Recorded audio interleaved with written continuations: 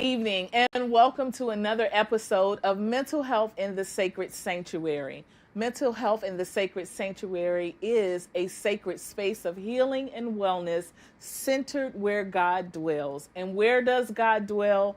Right in the center of ourselves and who we are. I am so glad that you have joined us. We have an amazing episode prepared for you. And our host on this evening is Ms. Tiffany Majette.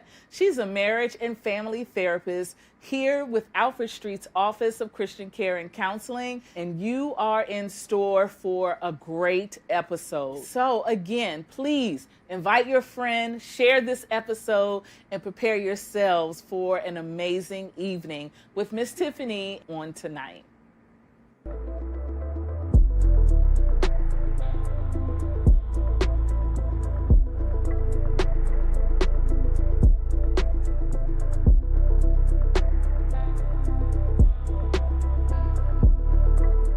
So I am Tiff Majette. I am the marriage and family therapist here at Alfred Street's Office of Christian Care and Counseling. I am coming with the masterclass for August, Self-Care with Intention. Just to begin, Ephesians 5:29, for no one ever hated his own flesh, but nourishes and cherishes it, just as Christ does the church. Therefore, we have to nourish and cherish, just as Christ does, ourselves with intention. Just to identify what self-care is. Self-care is the practice of taking care of your physical, mental, emotional, and spiritual being with the aspects of your life in order to promote health and wellness. To be intentional is to be determined and to act in a particular way that is aimed with a plan. And so in order for us to be intentional with our self-care or to practice self-care with intention, we have to be able to have a determined planned practice of taking care of one's own physical, mental, emotional, and spiritual self that is centered around promoting our health and our wellness. Over the next few weeks, I am going to be walking through how to self-care with intention. We'll be identifying and observing current habits, time management practices, identifying self-care practices, as well as learning how to implement all that we've known to create a self-care plan that will benefit us for our lives specifically, but also how to get back on track if we fall back and to practice this with grace. And so I'll get started for week 1 as we are identifying and observing current habits. So before we start any type of self-care plan, it's always good to know what is currently happening in our lives. What are we currently doing that's requiring us to utilize certain self-care practices, and what they benefit. And so the first thing, identify what's your normal day-to-day routine. What does your best day look like, and what does your worst day look like? What's happening throughout the days? What do you typically have to do? Are you very work heavy? Is this a business? Are you working for others? Are we going to school? What is happening and what's going on throughout our day-to-day schedule, our lives, that is limiting us, where we are feeling that stress and overwhelm, and we really need to implement self-care practices. It's also best for us to make sure that we are also paying attention to our feelings. When am I most stressed? When am I most relaxed? And what are my mood swings throughout the week? What am I noticing? And so when am I most stressed, right? Some people wake up and they're automatically just stressed out, and they can't. They just can't. They don't want to, but they still have life to live, everything to do, people that they're responsible for, people that they care for. and that needs them. And so they don't really see the time to pay attention, but they are stressed just soon as they get up in the morning automatically. Some people notice they get stressed throughout the day after certain important conversations, maybe after that meeting that you always have, maybe after a certain class that you always have. But pay attention. When am I getting most stressed? Is it morning, afternoon? Is it at the end of the night when I get home and maybe things aren't in order? I get home and I still have things to do.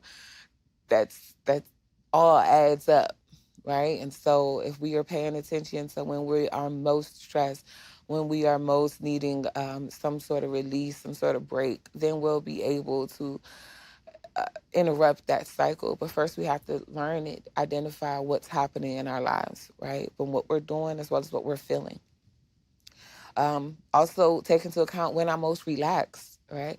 Maybe your morning time is your most peaceful time. Maybe that's the time where you are focusing and you've honed in into your morning routines. And so it is so much easier and you feel relaxed and you feel like you can get prepared for your day. Sometimes that might be in the middle of your day, right? After you've gotten over that initial wake up and right before you finish something else, it might be that time. Or again, it could be at the end of the day when you are reunited with your family or when you do get to get home and you get to let loose and kick your shoes off and sit in front of the TV and just relax and be and just enjoy yourself or your family. So paying attention not just to what's stressing you out throughout the day, but also what's giving you calm, what's relaxing you, what's you're looking forward to that brings that joy and that peace that is so desired and required in our everyday lives. And then, of course, also noticing our mood swings. Everyone, all humans have mood swings. It is not just a female thing. So, when are my mood swings? What period of the month? What period of the week? What times am I noticing that I'm more stressed or I can get more moody up and down? And it doesn't necessarily mean that it's all negative. It could be positive things as well. It could just be a mix of emotions that can be overwhelming. You can't handle, you feel that you can't handle. Being able to identify that, identify all of those, it helps. It helps you understand it helps you understand what's currently happening. Lastly, it's great to always be able to observe and collect this data, right? So get yourself a journal or even your phone or a computer or some type of pad where you can actually write down what you're observing every day. And then you can notice what's the differences in these days. Sometimes we can show up as I don't know, because life is just lifing and life just happens and we're just in it, but we're not really actively participating. Being able to journal your thoughts, write them out, get them out of our big heads, our big brains, and these wild imaginations and putting them down, we can see visually what's happening. What are we doing every day? What are we eating? How much are we sleeping? How much are we not sleeping? Are we getting any exercise? Do we spend time with our families?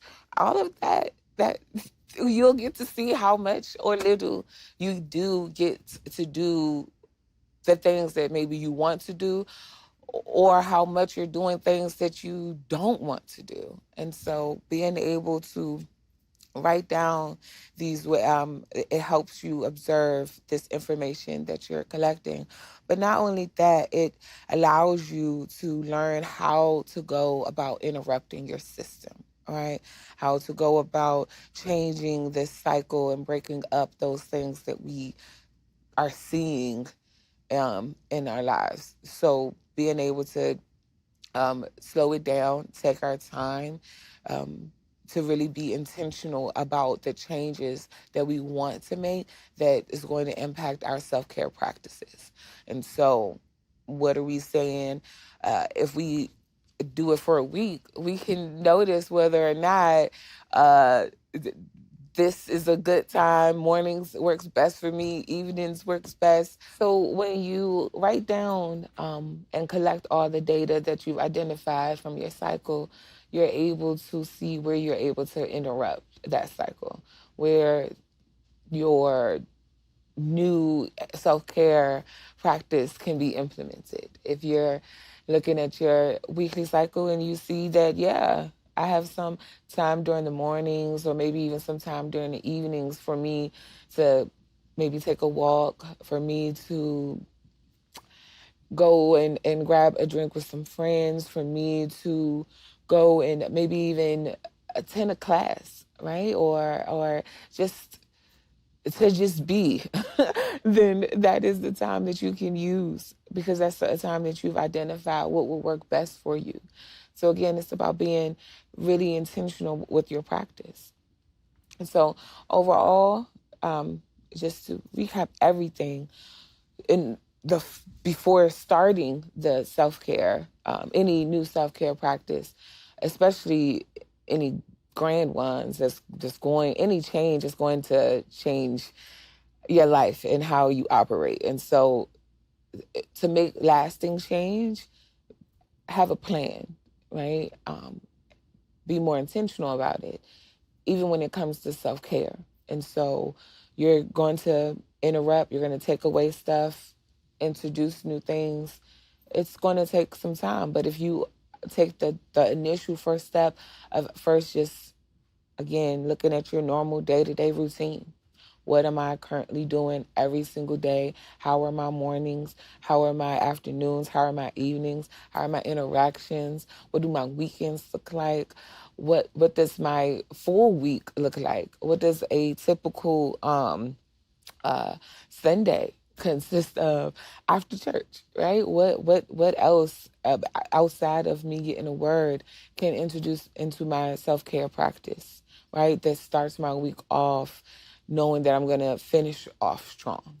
Okay? And so looking at my best day, what went well, what I did that made me feel good, what I did that made it the best day, right? As well as looking at the worst day.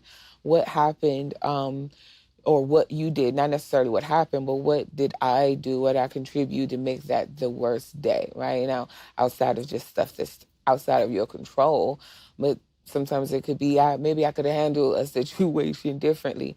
And you probably could have if we would have been less stressed, right? If we could have been more centered and grounded with these practices that we're going to make sure that we introduce.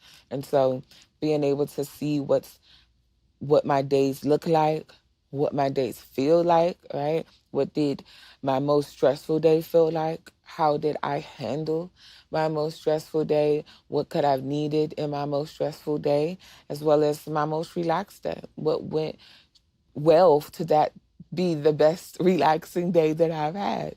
What decisions did I make, right? What choices did I or didn't I make that aided in that being my best or the worst feeling day that I've encountered? And or even if it was an up and down day, how did I handle that? And again, how would I want to have handled that? But before you even get to the wants, I just identify what's currently happening, what you're currently doing, what's your current makeup, and how your system is currently functioning with the people in it. And try to be as realistic as possible as you write out your day to day as well. That helps, right? As opposed to some general work, then school, then home. Like, get real general and try to make sure that as you're writing down what you did, also write down how you felt, right? Like, I got up this morning, but I felt good. I felt, tired. I felt relaxed. I felt like, what was that? And if we do it consistently, again, we get to identify our system, which provides us information. And then we also get to understand how we can interrupt that system, how we can interrupt that cycle so that we can be a person who practices self-care with intention, who promotes our own health and wellness as we should, right? And so being able to combine all so that we're practicing, again, with self-care, with intention, and being successful at it. Because we all define success differently, but being able to be successful in this practice, and even knowing that it can change, but also being able to know ourselves and what we're doing, that can help aid in our change. So that's why it's very important. And then next up, we'll speak about time management, that will build upon these current habits that we are identifying and observing that we're doing. So what does our time management say from our system? So that is what we'll discuss next. But as far as this week, take the time to identify what's happening, take the time to identify what you're doing, how you're feeling, and start to allow that brain to spin of what changes can be made, where you can possibly interrupt your cycle, that system, where something can happen that can be a benefit for you and can aid in promoting your health and wellness more intentionally. So that's my take for identifying and observing for week 1 for self-care, August masterclass. Thank you for joining me tonight, and I look forward to seeing you next week when we will discuss time management practices and how to implement them with what we are already doing this week. So this week, we're just identifying, we're tracking it, observe and report to ourselves what we're doing, and we're trying to be as realistic and honest about it as possible. There's nothing bad about it. Don't feel guilty or shame if you're like, oh my God, I don't even make time to eat lunch at work, or I don't make time to use the bathroom or get some water. Like, don't get upset or feel bad about it, but just recognize, like, this is where my stress could be coming from. This is why I could be feeling overwhelmed. This could be it, right? But just take the first step and just learn you, see what you're currently doing, what your current practices are, and what you might want to do differently. But just from observe mode, what's happening. And so I look forward to seeing everyone next week so we can discuss this further and dive deeper into how we're going to implement our time management practices along with our current system.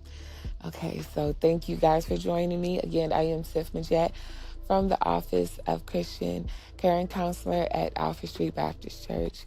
And I look forward to seeing you guys next week. You guys take care. Thank you.